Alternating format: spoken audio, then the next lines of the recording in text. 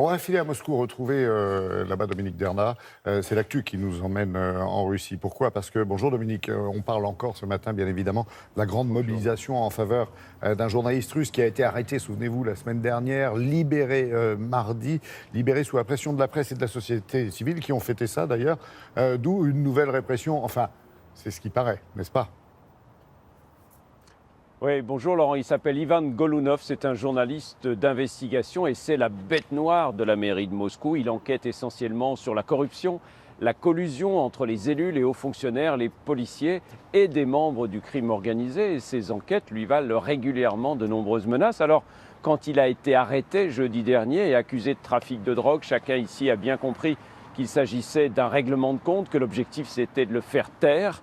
Et de nombreuses voix se sont élevées pour réclamer sa libération. Et chose exceptionnelle, en Russie, eh bien, le pouvoir a reculé. Les charges qui pesaient contre lui ont été levées. Il a été remis en liberté. C'est ce que je vous propose de voir dans ce reportage réalisé avec Patrice Hacheret, Tania Tarasenkova et Volodya Sidorov. La manifestation, comme souvent, était interdite. Alors après les sommations d'usage, les forces de l'ordre n'ont pas tardé à embarquer par centaines ceux qui se trouvaient là. Plusieurs milliers de moscovites rassemblés pour dénoncer les agissements de la police dans une affaire qui, pendant près d'une semaine, a vu s'affronter les médias russes et le pouvoir. Et chose exceptionnelle cette fois, c'est le pouvoir qui a été contraint de reculer.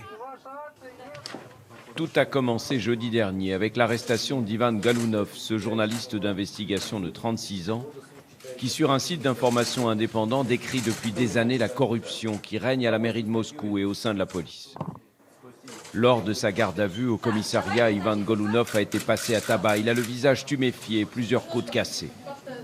La police affirme avoir trouvé de la drogue dans son sac et dans son appartement. Mais très vite, il apparaît que les photos publiées ont été prises dans d'autres affaires. Ces empreintes n'apparaissent nulle part et il n'y a aucune trace de drogue dans son organisme. Devant le siège de la police moscovite, des anonymes se relaient jour et nuit pour réclamer sa libération. Ceux qui sont emmenés au poste sont vite remplacés par d'autres, un flot ininterrompu. La presse se mobilise. Lundi, 3 grands journaux publient à la une le même titre. Nous sommes tous Ivan Golunov. L'affaire Golunov est devenue une affaire d'État, embarrassante pour le Kremlin. Plutôt que de l'envoyer en prison, le tribunal se contente d'assigner le journaliste à résidence chez lui. Et puis mardi, il se ravise, élève toutes les charges qui pesaient contre lui. Il est libre et acclamé par ses confrères.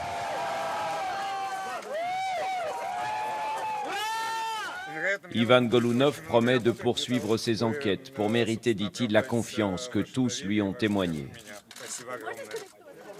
Au même moment, au ministère de l'Intérieur, on annonce que les policiers qui ont monté les fausses accusations contre lui sont suspendus et que 2 généraux viennent d'être limogés.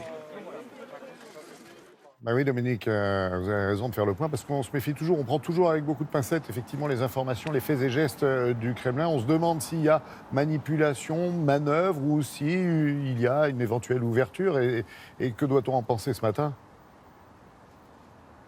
Eh bien écoutez, cette histoire, le moins que l'on puisse dire, c'est qu'elle tombait au plus mauvais moment pour Vladimir Poutine, en plein forum économique de Saint-Pétersbourg et à quelques jours d'une grande émission de télévision, une émission annuelle dans laquelle le président russe répond en direct aux questions de ses concitoyens. Il fallait donc éteindre l'incendie le plus rapidement possible, mais pour un Ivan Golunov qui a été remis en liberté, il y a dans les prisons russes des centaines, peut-être même des milliers de gens qui ont été accusés à tort, des opposants, des militants des droits de l'homme, mais aussi de simples citoyens, des hommes d'affaires qui sont victimes de règlements de compte orchestrés par la police, par les services de renseignement et ou bien aussi également en ce qui concerne les hommes d'affaires, par exemple par des concurrents qui veulent prendre leur place ou prendre le marché qu'ils occupent. Et ça, malheureusement, en Russie, ce n'est pas prêt de changer.